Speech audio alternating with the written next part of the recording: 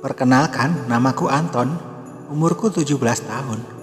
Aku masih kelas 3 SMA dan aku terlahir dari keluarga yang menengah. Aku anak paling bontot dari 3 bersaudara. Kakakku cewek semua, sudah pada menikah dan ikut tinggal dengan suaminya. Dan aku sekarang tinggal bertiga dengan ayah dan ibuku. Ayahku seorang PNS yang bekerja di kantor pemerintahan, sedangkan ibuku membuka toko butik yang hanya beberapa kilometer dari rumahku. Namun ceritaku ini bukan mengenai keluargaku, tapi dengan guruku sendiri, yaitu ibu guru matematika. Siang itu udara di luar sangat panas menyengat, membuatku ingin melepaskan kain ini. Di sudut ruang tamu, buku sudah tersusun dengan rapi. Ya, aku sedang menunggu seseorang. Beliau adalah guruku, Bu Hidayah. Dia guruku yang paling cantik di antara guru wanita lain. Ya, karena mungkin di umurnya yang ke-35 ini, beliau belum juga memiliki pendamping. Bisa dibilang beliau perawan tua, tapi ada yang menarik dari dirinya. Walaupun Bu Hidayah guru matematika, beliau memiliki pembawaan yang humoris. Siang itu beliau akan datang ke rumahku. Memang Bu Hidayah selain mengajar di sekolah, beliau juga membuka jasa les privat ke rumah-rumah. Hal ini disebabkan karena sebentar lagi akan ujian sekolah dan nilai matematikaku sangat kurang. Jadi orang tuaku menyewa jasa les privat Bu Hidayah. Jam 1 siang terdengar suara motor Honda Beat memasuki pekarangan rumahku. Suara motor yang sangat khas yang dimiliki Bu Hidayah. Terlihat jelas helm pink, tas kulit yang dikenakan Bu Hidayah, kacamata tipis dengan baju formal yang dikenakannya, membuat dirinya makin terlihat cantik. Tidak lupa hijab coklat dan celana hitam bahan tipisnya, membuat semua pria akan menoleh ke arah Bu Hidayah. Bagaimana tidak, Bu Hidayah terlihat dewasa dan cantik saat mengenakan setelan itu. Bahkan murid di sekolahanku pun mendambakannya, termasuk aku. Tidak lama aku memperhatikan dari dalam rumah. Bel rumah pun berbunyi dengan mengucapkan salam. Aku pun bergegas dari lamunanku untuk membukakan pintu. Setelah pintu terbuka, aku pun menjawab salam Bu Hidayah, sembari mempersilahkan beliau masuk ke dalam rumah. Siang Anton. Loh, rumahmu kok sepi-sepi aja? Pada kemana orang tuamu? Iya Bu, ayah lagi keluar kota, sedang ibu lagi di butik. Mungkin pulangnya sore, jawabku. Mari Bu, silahkan masuk dan duduk dulu.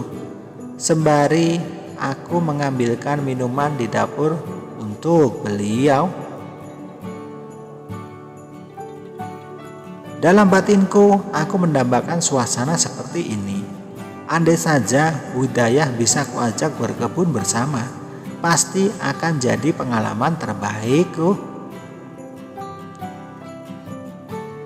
Teh hangat dengan beberapa potong apem manis kusajikan untuk Bu Hidayah. Beberapa menit kami mengobrol ringan berbagai soal sebelum kami melanjutkan belajar.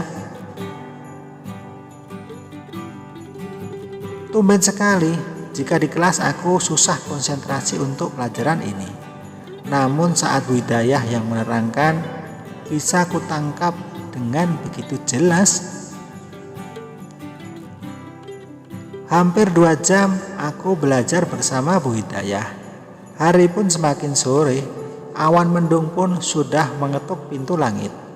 "Wah, hujan Bu, apa mau pulang sekarang?" tanyaku. "Wah iya nih, Ibu gak bawa jas hujan, jaket pun tidak. Ibu berteduh di rumahmu saja ya, sampai hujan tidak meneteskan perasaannya ya," jawab Bu Hidayah. Dalam hatiku sangat senang sekali.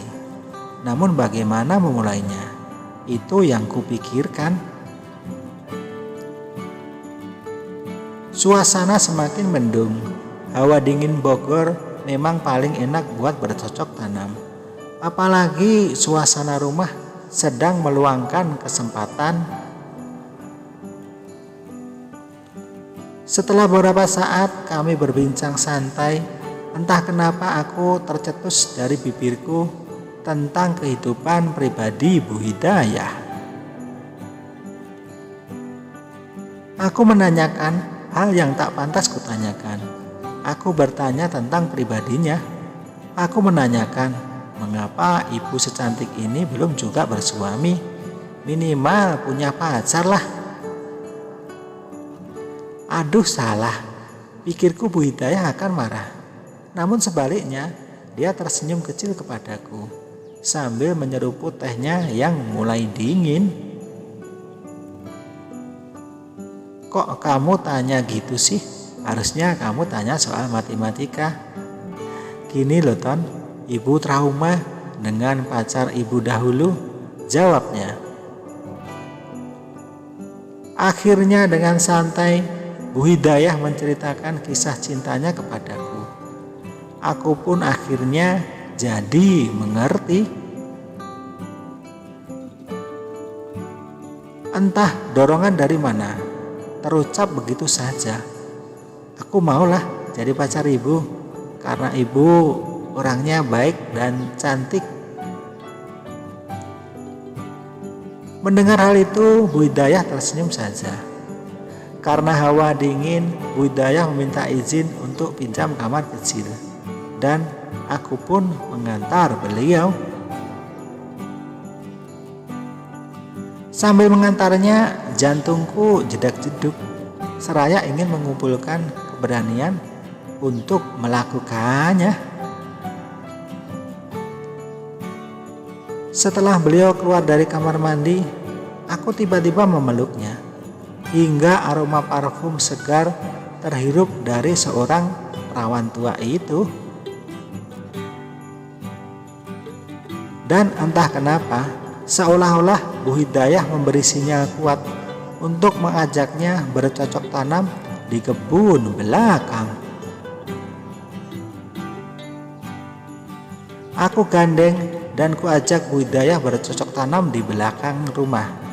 Dengan diiringi suara hujan dan angin dingin mengalir menyelimuti semuanya. Cukup lama kami bercocok tanam. Dari melon hingga terong kami tanam semua. Sungguh pengalaman luar biasa dan tak akan kulupakan.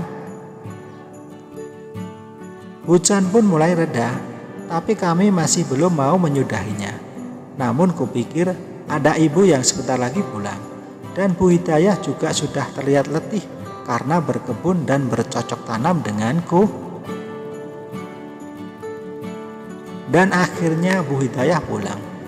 Beberapa jam kemudian, kulihat pesan WA dari Bu Hidayah.